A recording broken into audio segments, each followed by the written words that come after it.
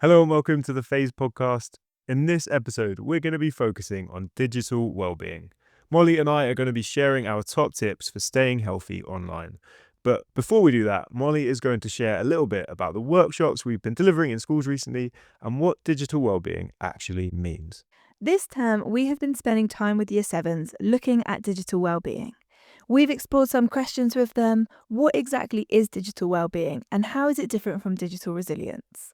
Most importantly, why is all of this so important for them right now? And in fact, important for all of us. You may not have heard of digital wellbeing before, so let me fill you in.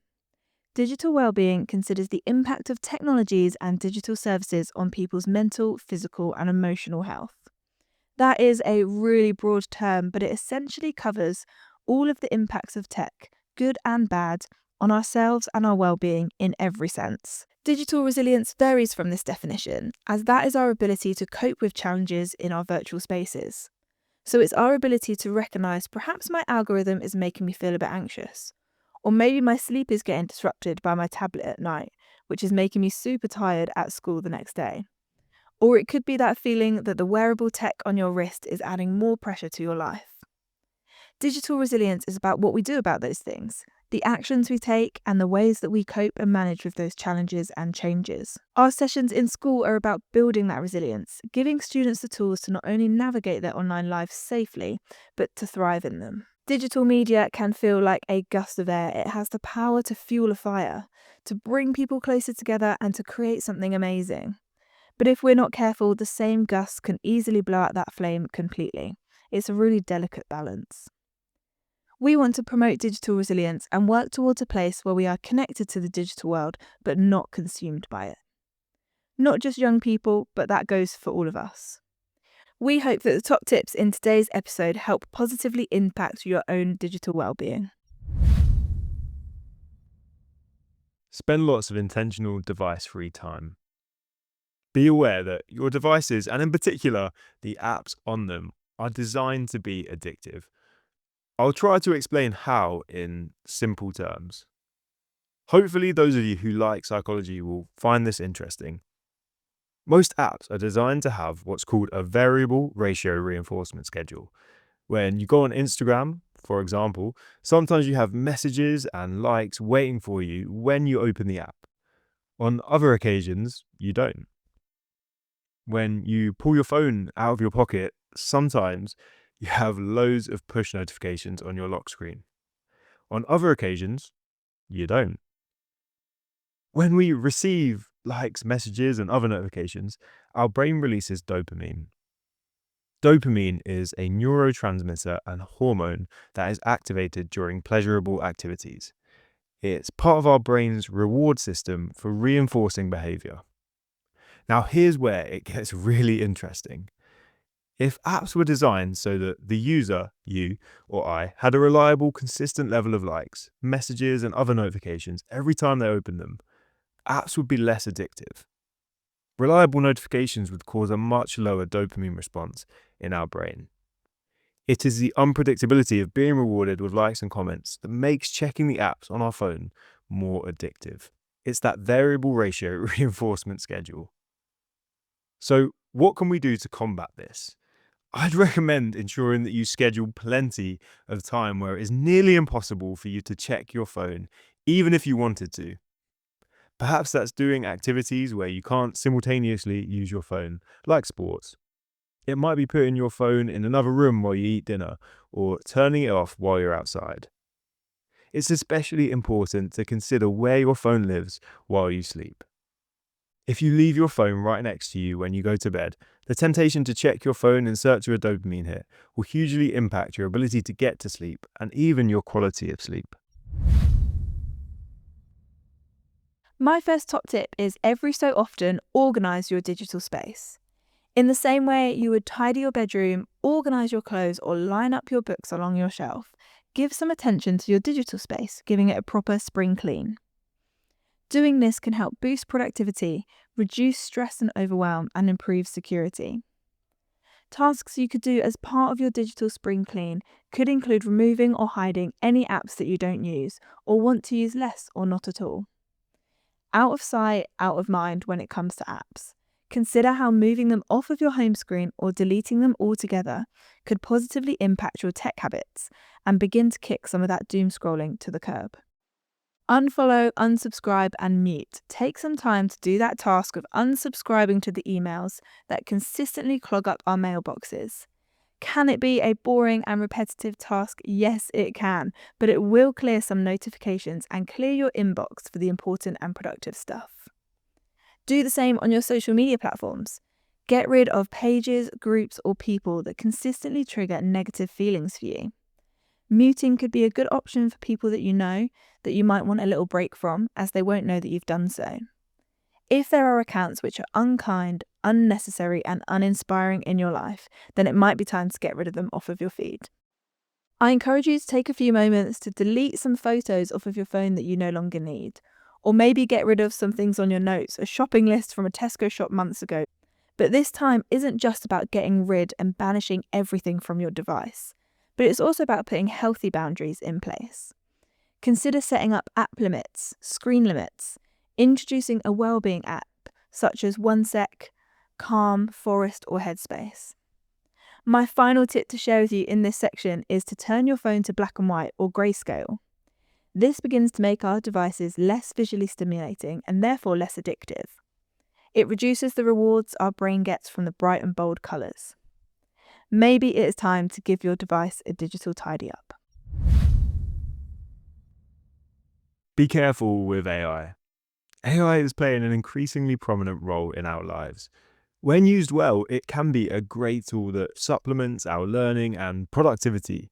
But when used poorly, it can put our privacy at risk and limit our capacity for organic, independent thought. My first point is super simple and super important. Be careful what information you share with AI. Whether it's names, dates, addresses, passwords, or other personal data, you cannot be sure how AI will use and store that data. If, for example, you want AI to check an email for you, take all names and unique information out and just use X as a placeholder. You can add names back in when you actually send the final email. Secondly, don't use AI to do everything for you. Doing this will start to limit your capacity for original creative ideas and critical free thought. What's more, if you expect AI to do all the work for you, the results you get from it won't be optimal. AI works best if you ask it to assume a role, for example, an expert graphic designer. It will produce better results if you feed it your own specific information, instructions, and ideas. Having a conversation with AI will further improve and refine your utilization of it. And it's also important you thoroughly check any information or work that AI has given you. Just like us, sometimes AI gets things wrong. Ultimately, remember to utilize AI like your very own personal assistant who works with you rather than your butler who does everything for you. Finally, if you use AI regularly, I'd suggest to find some reliable podcasts and expert blogs to keep up to date, as it's an ever-changing space and tool. There are loads of great uses and reasons to engage with technology and digital media. Whether that's the laughter we have playing games with our friends, connecting with family who live miles away, or being able to delve into a topic that you're passionate about, but maybe you don't get taught at school. Our devices can make us feel a whole bunch of great emotions. However, maybe your devices aren't always making you feel those things. Perhaps time on your phone or platforms is making you feel anxious, fearful, or completely overwhelmed. I think we have all experienced that. We are living in an information society. This means that the creation, distribution, and manipulation of content and information is really significant and prevalent. With that comes misinformation, disinformation, and fake news. The instant access we have to breaking headlines, TV on demand at any time, and emails arriving into the inbox in our pocket any time of day or night. No wonder it can feel too overwhelming at times. We are bombarded with information from every direction. We need critical thinking to know what, how, and when to digest it all. So what are some things that we can do to reduce anxieties and overwhelm when it comes to devices and social media? Firstly, we recommend you identify some trustworthy sources. That could be for your news, for your politics, or your information. We recommend Simple Politics and Newsround as really good ones to check out. Secondly, learn to ask questions and be critical of the information presented to you. Where has it come from? When was it written? Why might they say that? How can I check this information? Thirdly, manage your notifications. As James has already mentioned in this episode, we have notifications landing on our home screens all of the time. Head into your main settings and manage what you get notified about and how. Using Do Not Disturb or another personalised focus mode can help you take a break when you need one and help you concentrate on something else for a while. And finally, look after yourself. Take breaks when you need to. Report, block and unfollow accounts and content to protect yourself. Spend lots of time offline and connecting with family and friends face to face. Be kind. Hopefully, we all agree that being kind is important, full stop. Unfortunately, sometimes people seem to find it easier to be unkind online. To put it bluntly, leaving a nameless negative comment has much fewer severe immediate repercussions than saying something mean in person. This is probably why the online space may sometimes seem overwhelmingly negative. Furthermore, often all we have to communicate with in the online space are words on a screen. Our words play a smaller role than you might think in our communication. One piece of research found that when it comes to communicating feelings and attitudes, words make up only 7% of what we convey, while the other 93% is made up by body language, facial expression, and tone of voice. That's crazy. It's super important to be aware of this when you're messaging your friends or commenting on a post. What you say with words alone could easily be misconstrued as something that is unkind, particularly if you're trying to be funny or sarcastic. Also, I know what you're thinking. While emojis may help a small amount, they do not make up for all we communicate in person through our mannerisms and the way that we say things. Finally, think about how many people you can reach and connect with because of technology. Why would you not want to use the digital space as an opportunity to share inspiration and kindness? The internet isn't going anywhere. We may as well play our part in making it a positive place to be. Spend some time hanging out with your settings. Many things feel out of our control when it comes to social media, but some things are changeable at our fingertips. So grab your phone and consider making these small changes which can have a huge impact. I'm going to let you into a few setting secrets across the different platforms. In WhatsApp, you can change your WhatsApp settings so that only your contacts can see your profile picture and status. You can also change them so that you must give permission to be added to a WhatsApp group. You must accept an invitation instead of being automatically added, which is the default on WhatsApp. You can customize your privacy settings to choose who you can see when you're online, offline, and when you last used WhatsApp. In TikTok, it's actually possible to reset your algorithm on the For You page. So you can start again. You can then help the algorithm learn what content you really want to see. And it's possible to do this on Instagram as well. You can also set daily screen time limits, and TikTok will notify you when you've reached it.